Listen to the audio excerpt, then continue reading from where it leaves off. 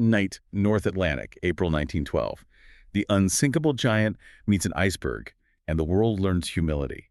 It's a story etched in tragedy, isn't it? Yet Right. it's still evolving, even over a century later, Huh. still raising these profound questions about technology, hubris, human decisions. Absolutely. And tonight we're really going deep into the sources you shared. We'll trace how Titanic was engineered, why she actually sank based on, modern forensic science. We'll look at how her loss revealed these brutal social disparities, what major global safety changes came out of it, and how her legacy from the myths and the movies to the devastating modern tragedy of the Titan submersible just continues to echo. Welcome to the deep dive. Our mission today is, well, to move beyond maybe the well-worn romance and focus on the cold, hard analysis. We've been sifting through quite a lot: Admiralty documents, original blueprints, material failure reports, even Dupsy legal filings. For you, our listener, this is a comprehensive deep dive into how fabled design, fateful human decisions, and frankly, a reckless operational culture all came together. Converged, really, to create the most famous maritime disaster in history. And that synthesis is just so crucial. We have to connect the technical side, the brittle steel, the design flaws in the bulkheads, with the historical and social context. The sinking wasn't just, an accident. It was a consequence of a specific time, an era defined by intense commercial rivalry, this very rigid social hierarchy, and an almost religious belief in the infallibility of modern engineering. Understanding that combination, I think, helps us appreciate not just what happened in that freezing water, but why the Titanic remains the ultimate cautionary lesson. Right. So to really get the Titanic, you first have to understand the world she was built for, the intense commercial environment. This wasn't just shipbuilding for its own sake. It was a kind of no-holds-barred transatlantic rivalry, mostly between two big players, the British White Star Line and the Cunard Line. Oh, absolutely. It was an industrial arms race, basically, all focused on who could claim supremacy on that key route, Europe to North America. Cunard had really staked its reputation on speed. Their big liners, the Lusitania and the Mauretania, they weren't just fast, they were record breakers. Crossing the Atlantic in well under 6 days, they were all about speed, using these revolutionary but sometimes problematic all-turbine engines. And the cost of that speed. Well, White Star Line, which was controlled by J. Bruce Ismay and backed financially by J.P. Morgan's huge American conglomerate, they decided they couldn't, or maybe wouldn't, try to beat Cunard at their own game. I mean, why deal with the high fuel costs, the engine vibrations that passengers hated, just for speed? Exactly. White Star went for a totally different strategy. Actually, a brilliant stroke of marketing, you could say. They decided to compete on sheer size, on stability, and importantly, luxury. The goal wasn't getting passengers there fastest, but getting them there in supreme comfort, making the voyage itself the main attraction. And that decision led to the magnificent Olympic-class liners. Titanic was the second of three, right? Built alongside her sisters, Olympic and the later Britannic. That's right, all constructed in the massive Harland and Wolff shipyards in Belfast, Ireland. And the scale. It really shows that commitment to size. When she launched, Titanic wasn't just big. She was, by tonnage and dimension, the largest moving object ever built by humans. We're talking nearly 900 feet long, the top deck like 25 stories above the keel, over 46,000 tons. She just fundamentally redefined what a ship could be. And the engineering. Yeah. That engine choice really highlights the comfort over speed idea. Yeah. Cunard ships were all turbine. White Star used something different, a triple screw setup. Yes, unique at the time. It combined two huge four-cylinder reciprocating steam engines, the traditional kind for the outer propellers, and then a centrally placed low-pressure Parsons turbine for the middle propeller. Yeah, there were. Well, the clever part was that it used the exhaust steam from those big reciprocating engines, steam that would normally just be wasted. It ran that exhaust steam through the smaller turbine to power the central screw. This boosted efficiency and speed, sure, but the key thing was minimizing vibration. For the wealthy clients paying top dollar, a smooth ride was absolutely essential, and the White Star engineers delivered on that promise of comfort. And the luxury, I mean, the descriptions are incredible. First class wasn't just nice, it was supposedly unparalleled. Things like a gymnasium, a heated swimming pool, elaborate private suites, even a Turkish bath complex. A full Victorian-style Turkish bath, yes. Plus, fine dining restaurants, cafes, all centered around that iconic grand staircase. It was designed to feel less like a ship and more like a grand English manor house. It was a very calculated statement. This was a floating palace built for the world's elite. #2. The safety image versus design reality. Okay, so this focus on being the biggest, the most luxurious, the most technologically advanced, It kind of created this atmosphere of, Uh, well, hubris, didn't it? It absolutely did, and that fostered the belief, which was heavily pushed by the press and marketing, that the Titanic was effectively unsinkable. And that idea wasn't just hype, it seemed backed up by the design initially. 16 major watertight compartments in the lower section, separated by these internal walls. Right, with watertight doors that could be closed remotely from the bridge. On paper, the engineering looked incredibly robust, very forward-thinking for the time. The key calculation, the one everyone cited, was that she could stay afloat even if 4 of those forward compartments were completely flooded. Which, given how people thought about ship damage back then, usually localized punctures, seemed like an amazing safety margin, more than enough for any conceivable accident. And even the captain believed it. We read that Captain Edward John Smith, a very experienced captain brought over from the Olympic, he'd said before he couldn't imagine any condition causing a modern ship to founder. That shipbuilding had gone beyond that.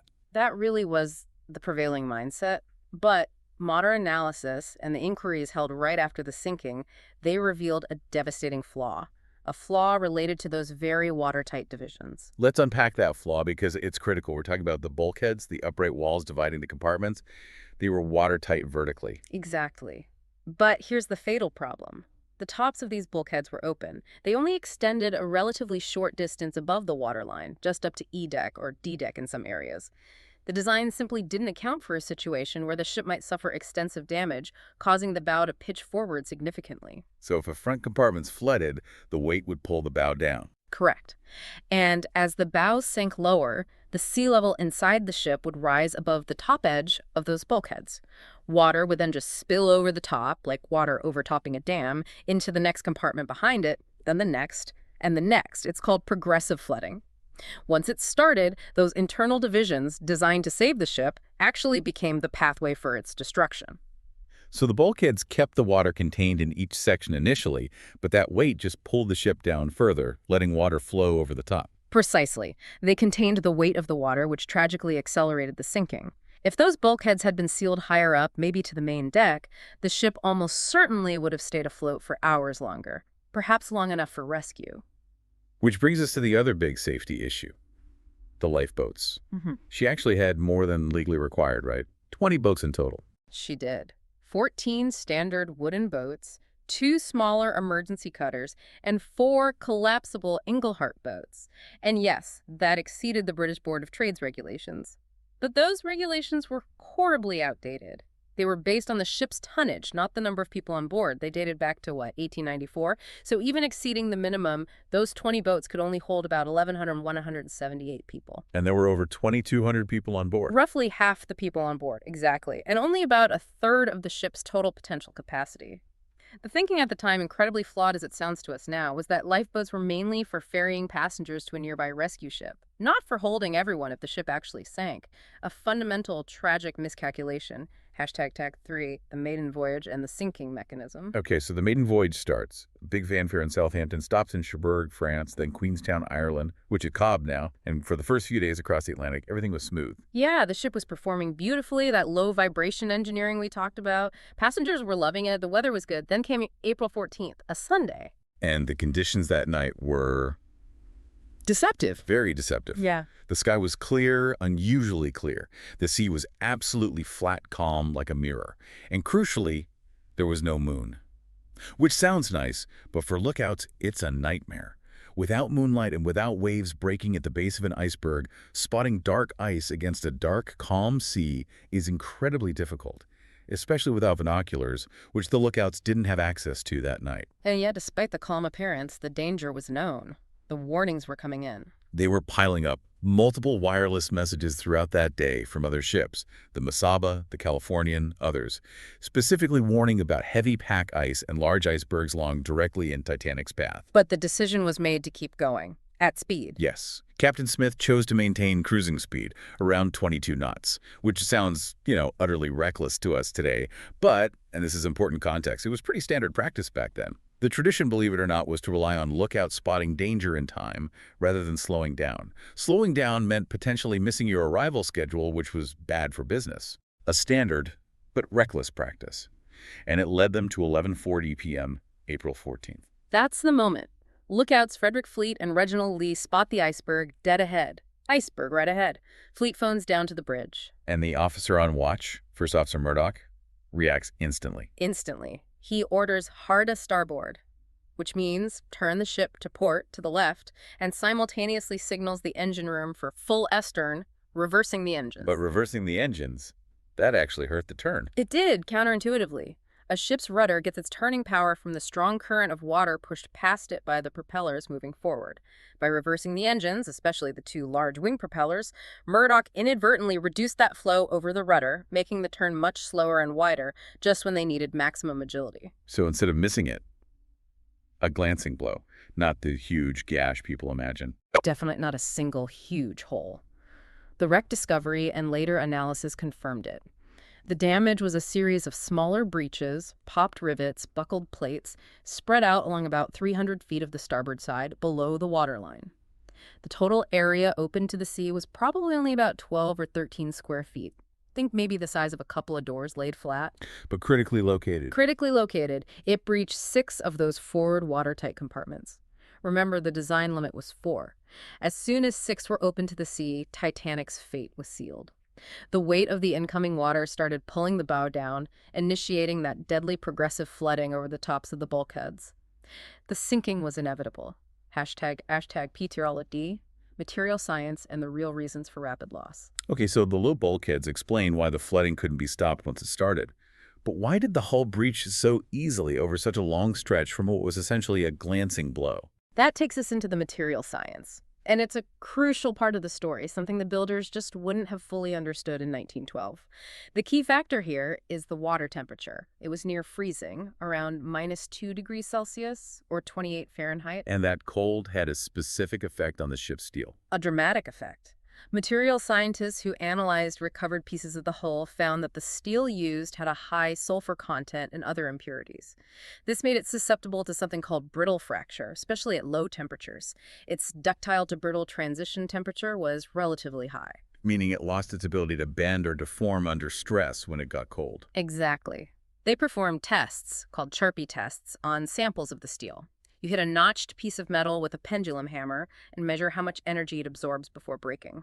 Modern ship steel, even when cold, is ductile. It bends, absorbs a lot of energy. But the Titanic steel samples, when tested at near-freezing temperatures, they just snapped cleanly. Very little energy absorption. Like trying to bend a frozen chocolate bar versus a room temperature one. That's a pretty good analogy, yes. Instead of denting or deforming when it struck the iceberg, the hull plates fractured. They cracked and tore open. And it wasn't just the plates, but the things holding them together, the rivets. Right. Especially in the bow and stern sections, the hull plates were joined using wrought iron rivets. Analysis suggests these rivets also suffered from brittle fracture in the cold. Under the immense stress of the collision, the heads likely popped off some of these rivets, allowing the steel plates to separate, like pulling apart seams. This would have opened up gaps for water to pour in, even where the plates themselves weren't torn. No, it's this awful combination. Brittle materials failing under impact in the freezing water, hitting enough compartments to exceed the design limit. And then that design flaw, the low bulkheads, ensuring the flooding couldn't be contained. Once those 6 compartments were breached, the ship was doomed to sink progressively as water spilled from one to the next. A cascade failure. A cascade failure, exactly. And engineers later calculated that if those bulkheads had just been extended higher, maybe just 1 or 2 decks higher, the sinking would have been slowed dramatically, possibly by hours, enough time perhaps for rescue ships to arrive. Hashtag tag V. Evacuation, human stories, and disparity. So the ship is sinking, the damage is done. What about getting people off, the evacuation? It sounds like it was chaotic from the start. Profoundly chaotic and tragically inefficient. The first major failure, even beyond the shortage of boats overall, was that many of the boats they did launch were nowhere near full. Why was that? Panic, disorganization. A combination of factors. There was definitely confusion among the crew about how many people each boat could safely hold. Some officers were overly cautious, fearing the boats might buckle if fully loaded while being lowered. But also, crucially, especially in the early stages, many passengers simply didn't believe the ship was actually sinking, the unsinkable Titanic. It seemed impossible. They were reluctant to leave the perceived safety and warmth of the liner for a small boat in the freezing darkness. And this reluctance, this confusion, it wasn't evenly distributed, was it? The class system played a huge role. A brutal role. The survival statistics are stark. If you were a woman in first class, your chance of survival was about 97%. If you were a woman in third class steerage, your chance dropped to less than 50%. Around 54% of third class women died. And for men? Even worse disparity. About 33% of first-class men survived. But down in third class, only 16% of the men made it. And you have to remember, this wasn't just about prejudice during the loading, though women and children first was the general order. It was baked into the ship's geography. First-class cabins were on the upper decks, close to the boat deck. Third class was primarily housed deep down in the ship on lower decks. Finding their way up through confusing corridors, possibly encountering locked gates designed to keep classes separate. It was a nightmare for many. Language barriers were also a huge issue for the many immigrants in steerage. Amidst the chaos, there were incredible stories, though. Heroism and sacrifice. Absolutely. Thomas Andrews, the ship's designer, who knew better than anyone how doomed she was. He was reportedly last seen in the first-class smoking room, urging people to put on life belts, helping them towards the boats, making no attempt to save himself. And the Strausses, the elderly couple. Isidore and Ida Strauss, the co-owner of Macy's department store, and his wife. Ida refused to get into a lifeboat without Isidore. She famously said, "We have lived together for many years. Where you go, I go." They sat together on deck chairs and faced the end together. Their maid was put into the boat instead. And Benjamin Guggenheim. The wealthy industrialist. He and his valet reportedly changed back into their formal evening wear after helping women and children. Guggenheim was quoted as saying, "We've dressed up in our best and are prepared to go down like gentlemen." Then you have figures like Margaret Brown, later known as the unsinkable Molly Brown, who forcefully urged the crew in her lifeboat, number 6, to row back towards the wreck site to look for survivors, though her pleas were largely ignored by the officer in charge. And the final moments? Survivors describe the sounds. Horrific sounds. Lawrence Beasley, a science teacher in second class, wrote about the terrible cry that rose from the water after the ship disappeared. The combined voices of hundreds suddenly plunged into the freezing ocean. He described it as containing every possible emotion of human fear, despair, agony. Jack Thayer, a first-class passenger who survived on an overturned collapsible boat, compared the sound to locusts on a summer night, a sound that gradually faded into an awful, haunting silence as hypothermia took its toll within minutes in that negative 2-degree seawater. Just devastating. Only about 710 people survived out of over 2,200, rescued hours later by the Cunard liner Carpathia. Rescued around 4 a.m., but the controversy always lingers about the Californian, another ship much closer that saw Titanic's distress rockets but failed to respond effectively. Hashtag Texans, investigations, accountability, and lasting reform. The scale of the loss, it was just unimaginable. Public outcry must have been immediate and intense. Absolutely deafening. Demands for answers, for accountability, were huge on both sides of the Atlantic. 2 major official inquiries were launched almost instantly. There was the U.S. Senate inquiry, led by Senator William Alden Smith. It started just days after the survivors arrived in New York, while the shock was still raw. It was quite aggressive, very critical of British maritime practices and the perceived arrogance of the shipping lines. And the British inquiry? That was conducted by the British Board of Trade, overseen by Lord Mersey. It was perhaps more technical, more focused on the maritime rules and regulations, maybe a bit more protective of the establishment, some critics said. But despite their different approaches and occasional nationalistic undertones, both inquiries reached broadly similar conclusions about the primary causes. Which were? Number 1. Excessive speed in a known ice field. Both inquiries condemned the decision to maintain high speed despite multiple specific warnings. Number 2. Inadequate lifeboat capacity. The regulations were clearly insufficient for a ship carrying so many people. And number 3. Failures in communication and response, particularly regarding the wireless operations and the actions or inaction of the nearby vessel, the Californian. The Californian controversy looms large, doesn't it? It does. Both inquiries concluded that the ship seen by the Californian's crew, the one firing white rockets, was the Titanic. Captain Stanley, Lord of the Californian, was heavily criticized, essentially found negligent for not recognizing the distress signals and taking decisive action to investigate or render aid, though the exact sequence of events and interpretations remains debated by some historians. But the impact of these findings, it went far beyond assigning blame. It forced real change. Massive, fundamental change. The Titanic disaster shattered the complacency around maritime safety. The single most important outcome was the first International Convention for the Safety of Life at Sea, or SOLAS, convened in London in 1914. And SOLAS addressed the key failures directly. Directly. It mandated, crucially, lifeboats for everyone on board, not based on tonnage, but on the actual number of passengers and crew. It required mandatory lifeboat drills, so crews and passengers knew what to do. It mandated a 24-hour radio watch on passenger ships, using the wireless specifically for safety communications, not just passenger telegrams. Distress signals got priority. And what about the ice danger itself? That led to another major, lasting reform, the establishment of the International Ice Patrol.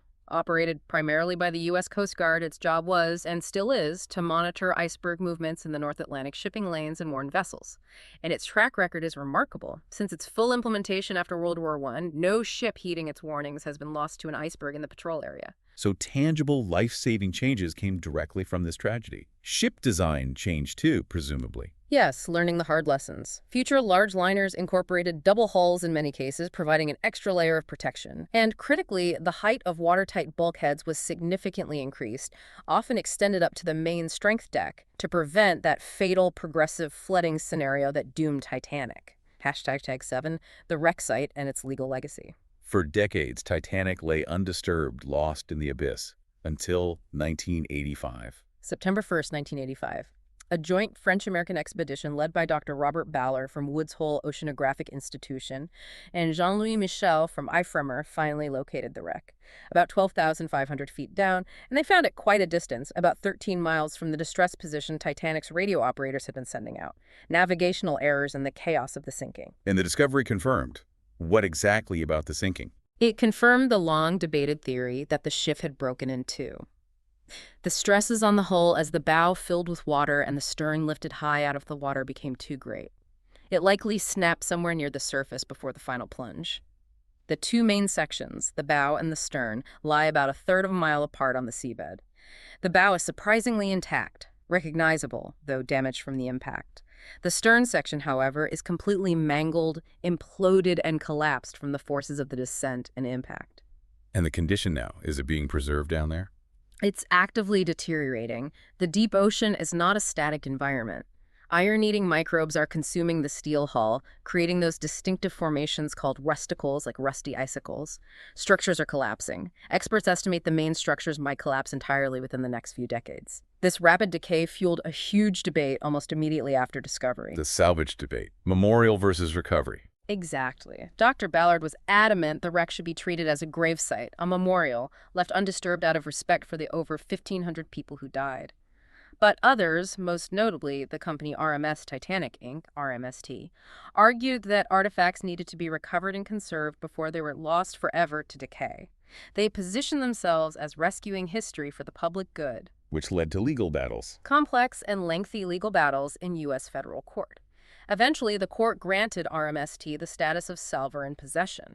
This is a maritime law concept giving them exclusive rights to recover artifacts from the site, while also obligating them to curate and conserve the collection responsibly. So they could bring things up. Yes, but under strict conditions. The court recognized the immense historical and cultural value the collection was appraised at over $100 million. But the salvage award came with crucial covenants. The artifacts must be kept together as a single collection, conserved professionally, and made available for public display in museums. They couldn't just sell items off individually to private collectors. It set a major precedent for managing underwater cultural heritage. #8, enduring symbolism and modern parallels. The Titanic story, it just has this enduring power, doesn't it? Long before the wreck was found, and certainly after. It never really went away. From folk songs and poems written immediately after to early films, books, it tapped into something deep about progress, class, fate, tragedy, but its place in modern culture was undeniably cemented by James Cameron's 1997 film Titanic. Which was a phenomenon, and Cameron was obsessed with the wreck itself, wasn't he? He absolutely was. His initial motivation, famously, was to get funding to dive to the actual wreck site. The movie was almost the vehicle for the expedition. He spent ages researching, using original Harlan and Wolff blueprints to recreate the ship with incredible detail. He consulted historians, visited the wreck multiple times. And the film's accuracy was praised, particularly showing the ship breaking apart. Yes, that was a big deal. Before Ballard's discovery, many believed it sank intact. Cameron's film, based on the wreck evidence, depicted the breakup accurately for a mass audience for the first time. It tied the record with 11 Oscars, became the highest-grossing film ever at the time. It just dominated global culture. Even if it was criticized by some for maybe simplifying the history or focusing too much on the fictional romance. True, it faced some criticism. But it undeniably shaped public memory of the event for generations and sparked renewed interest in the real history and the human stories. And that enduring fascination with the wreck site, that desire to see it, tragically brings us to a very recent, very grim echo of the original disaster. The Titan submersible implosion in 2023. Exactly. An experimental submersible operated by OceanGate Expeditions designed to take tourists down to view the Titanic wreck. It suffered a catastrophic implosion during a dive, killing all 5 people aboard. And the parallels. They're chilling. Hmm. Especially the warnings that were ignored. Uncannily similar. Industry experts, the Marine Technology Society, had written to OceanGate years earlier, back in 2018, expressing unanimous concern about the submersible's experimental design, particularly its carbon fiber hull, and the company's refusal to seek traditional, independent, third-party certification. They explicitly warned about potential catastrophic outcomes if they deviated from established engineering safety standards for deep-sea vehicles. And the design itself, using off-the-shelf parts. Uh-huh. A game controller. It raised many eyebrows. The reliance on a composite hull for such extreme depths, the use of some non-standard components, and later reports revealed their own monitoring system had detected potential hull integrity issues, like delamination sounds on previous dives. Warning signs were seemingly missed or downplayed. Another instance of pushing boundaries without adequate safeguards, leading to tragedy right there at the Titanic's final resting place. A horrific, modern reminder of the extreme, unforgiving nature of the deep sea and the absolute necessity of rigorous engineering standards and certification, especially when dealing with human lives. So what Titanic really changed? It was the mindset, wasn't it? Fundamentally, it forced the maritime world to move away from relying on tradition, assumptions, and good practice, like steaming fast through ice, towards codified, internationally agreed upon, enforced standards. SOLAS was the cornerstone of that shift. It mandated the equipment, the procedures, the vigilance, lifeboats for all, 204/7 radio watch, ice patrols, regular drills, things we take for granted now. Modernity promised mastery. The Atlantic rewrote the syllabus. Engineering, yes, but also decisions, incentives, and the quiet tyranny of schedules. They all played their part. It's that combination of factors again. The brittle steel, the low bulkheads, yes, but also the human element, the pressure to maintain schedule, the failure to heed warnings. That's the core lesson. Wreckage rusts. Lessons that don't have to. Thanks for listening to The Deep Dive. If this deep dive moved you, share it with someone who needs the full story. And if you ever hear unsinkable again, ask about lifeboats.